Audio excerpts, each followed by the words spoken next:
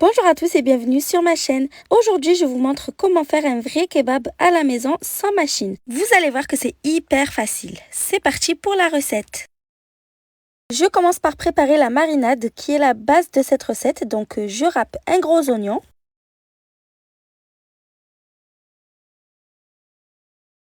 Je presse 3 gousses d'ail. Si vous n'en avez pas, vous pouvez remplacer par de l'ail en poudre. Vous pouvez aussi préparer la marinade dans un mixeur. Dans ce cas-là, vous mettrez l'oignon en morceaux, puis les gousses d'ail aussi.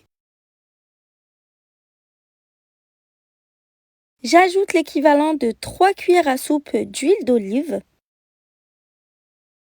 une cuillère à soupe de jus de citron.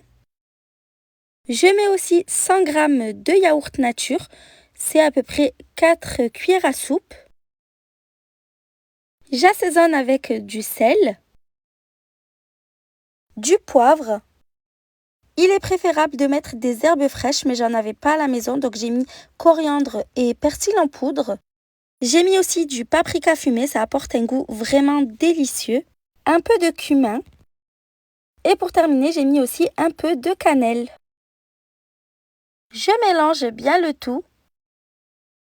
Pour plus d'idées de recettes, je vous invite à vous abonner à ma chaîne sans oublier d'activer la cloche de notification pour ne manquer aucune vidéo. Je sépare ensuite la marinade en 2 parts égales.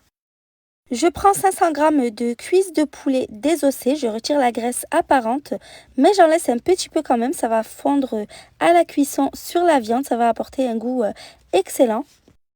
Vous pouvez remplacer la cuisse par de la poitrine de poulet ou de dinde.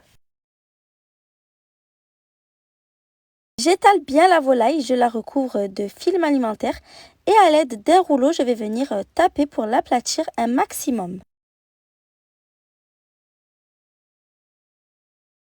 Après avoir bien étalé le poulet, je retire le film alimentaire.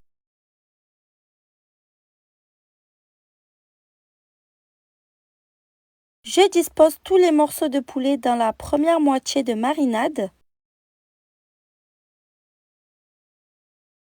Je mélange pour bien imprégner le poulet de la marinade.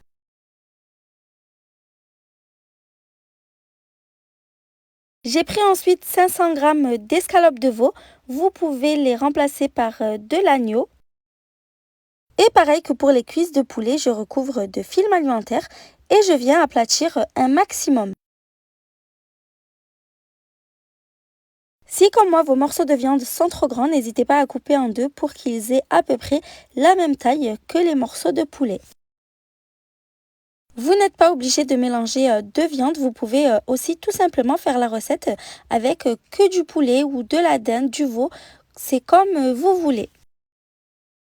Je dispose les morceaux de veau dans le second récipient de marinade et je mélange bien pour qu'ils soient imprégnés de la marinade. Je recouvre ensuite les deux récipients de film alimentaire pour les laisser mariner au frais minimum 3 heures. Je vous conseille même de préparer ça la veille. Pour le lendemain, vous verrez que le goût sera vraiment excellent. Plus vous allez laisser au frais, plus les viandes vont s'imprégner de la marinade. Quand les viandes ont bien mariné au frais, je prépare une plaque de cuisson que je recouvre de film alimentaire. Je prends un oignon tranché en deux que je pose sur le côté plat et je le transperce d'une pique à brochette. Donc l'oignon va servir de support tout simplement. Je récupère les viandes marinées, je retire le film alimentaire et je mélange un peu. Vous allez voir qu'on n'a pas forcément besoin d'être équipé pour faire un vrai kebab à la maison.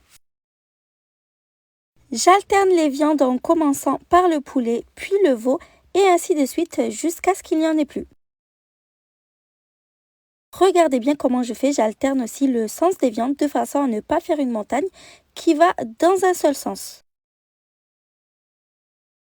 J'ai préchauffé le four à l'avance à 200 degrés.